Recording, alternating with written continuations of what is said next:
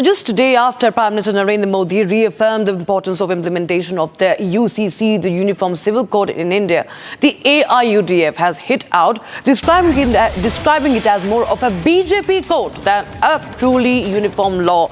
The AIUDF has argued that the Uniform Civil Code, if implemented, may not suit society's diverse needs and could foster greater divisions. AIUDF goes on to say that BJP's focus on introducing the UCC as well as the One Nation, One Poll seems more driven by novelty rather than practicality or national benefit. AIUDF also says that implementation of the ONOP is very unrealistic. Take a listen into what AIUDF chief Badruddin Ajmal had to say.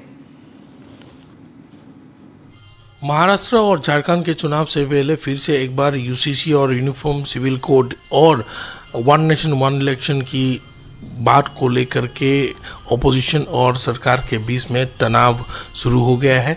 हमारे साथ इस वक्त एआईयूडीएफ के विधायक तथा general secretary organisation हाफिज रफीकुल इस्लाम जुड़े हैं।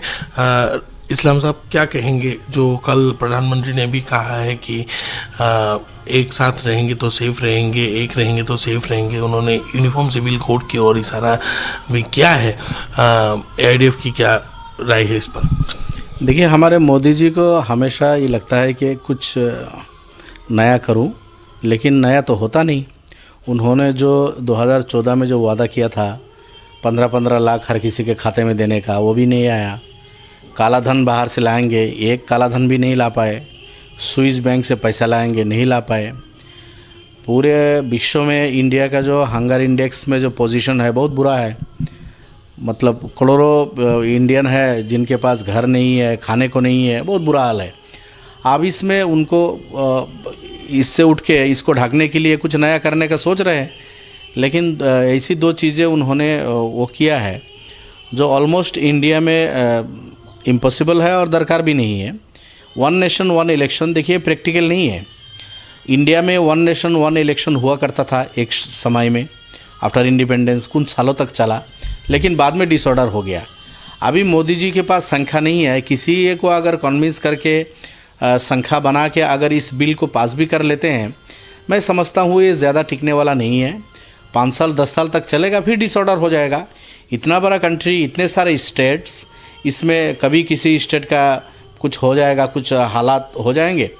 आप बीजेपी वाले देखिए, कभी ख़रीदते हैं, कभी फ़रोख्त करते हैं, कभी कुछ करते हैं। कोई और आएगा, वो भी ख़रीद फरोख्त में उतरेगा। तो इस तरह का जो स्टेट का इलेक्शन है वो अल्टीमेटली डिसऑर्डर हो जाएगा।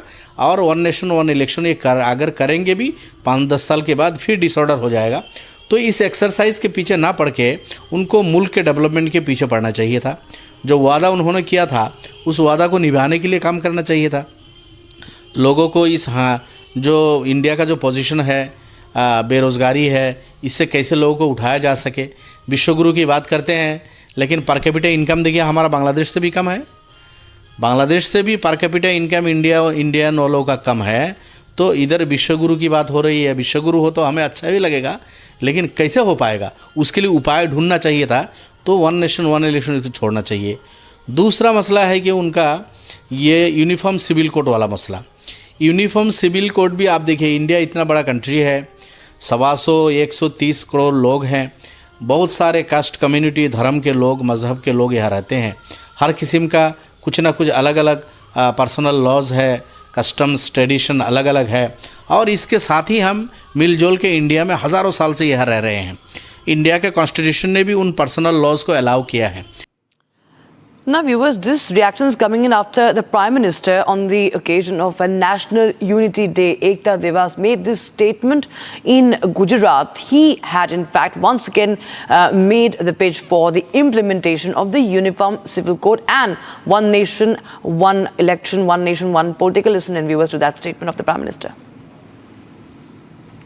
भारत आज one nation, one civil code यानी सेकुलर सिविल कोड की तरफ भी बढ़ रहा है। और मैंने लाल किले से इस बात का जिक्र किया था। इसके भी मूल में सामाजिक एकता, सरदार साहब की बात ही हमारी प्रेरणा है। इससे अलग अलग सामाजिक वर्गों में भेदभाव की जो शिकायत रहती है उसे दूर करने में मदद मिलेगी। देश की एकता और मजबूत होगी, देश और आगे बढ़ेगा, देश एकता से संकल्पों को सिद्ध करेगा। साथियों, आज पूरे देश को खुशी है कि आजादी के 7 दशक बाद देश में एक देश, एक संविधान का संकल्प भी पूरा हुआ है।